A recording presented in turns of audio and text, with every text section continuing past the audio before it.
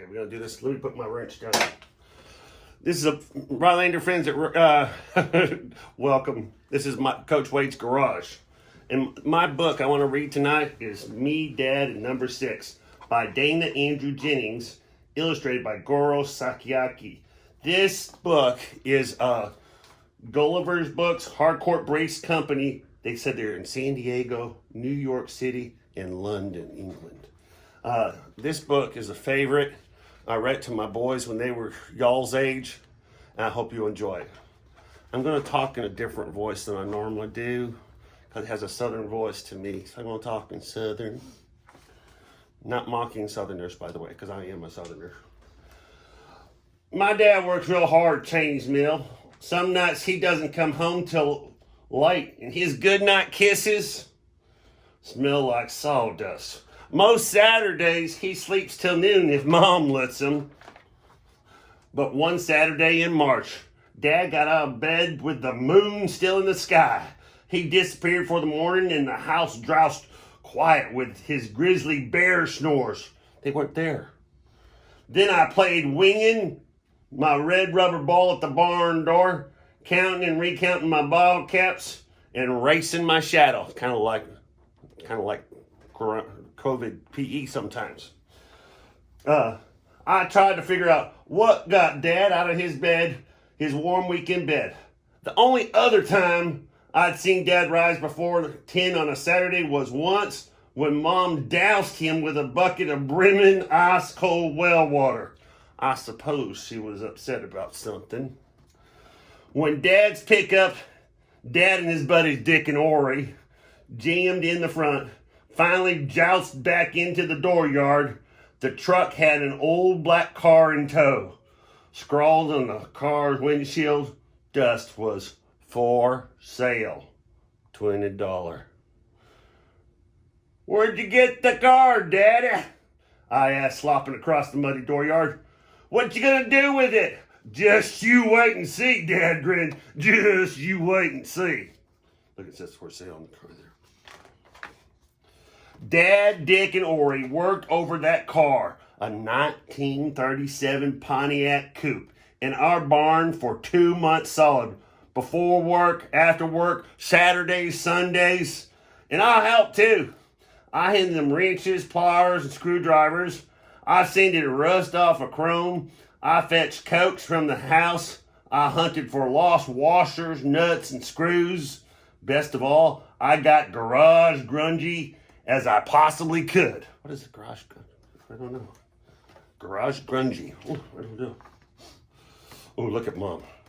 She's looking at the situation. Oh, I think that's garage grungy right there. So, after working on the car, Dad and I trudged towards the house, all greasy and grimy, looking like grubby monsters that lived in a tailpipe. Mom took it pretty good. She'd shake her head, half smile, and toss Dad's gritty hand soap that always leaves your skin stinging and red. Number 6. The first Sunday in May, Dad woke me up, carried me outside just as the morning sun poked over the trees. He'd been up all night with his barbed wire whiskers scratched my cheek. Watch this, he whispered. I could see his breath, and he shouted, Crank it, Oi! The Pontiac bellowed to life in the barn, then rumbled into the dooryard where it idled and grumbled. That car was black and shiny as a raven's wing, and fresh splashed on its door in bright red paint was a number 6. My age. It's beautiful, Daddy, I said, just beautiful. Where are we gonna race it? Yup. Daddy nodded. We're gonna go racing. There's more to life than working at that old sawmill. That's what my son Nicholas is telling me now. More to work than working at that sawmill. I loved going to the races. Loved how the roar of the stock cars prickled my ears, shimmied in my belly. I loved how the cars spit fire and whooshed wind as they jabbed and jostled and jammed around the track. I loved the smell of burnt rubber grease, gasoline, and hot steel. Whew. Has anybody been to a race before? Ooh, there's the number 6.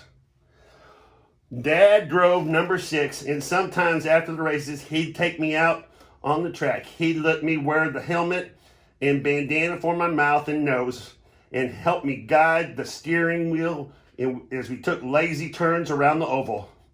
I could stay out there forever. Andy, he'd say to me. Me too, I'd say. Number 6 never won a race, but Dad goosed her into 3rd place a few times, and even a 2nd once. I kept the trophies in my room, and I dusted them at least twice a week, and the little bit of money we won went right back into that car. The last Sunday of the racing season, there were more than 40 cars bombing around the track in the feature race. Dad was weaving through the pack. Real good, too. And the way he was driving, I thought we might get to carry another trophy home. Oh, I hope he does. Zip, zip, zip. Oh, there's number 6.